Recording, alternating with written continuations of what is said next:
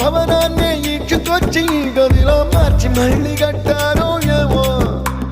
మాయజాలము తెలుసు మంత్రగారడి తెలుసు రెంటి కన్న ఇది ఇంకోటేమో నీలాకాశం నేలాకొస్తే ఇట్టాగే ఉంటాదో ఏమో ఈ సంతోషం దాచాలంటే హృదయాలు ఓ వంద కావాలి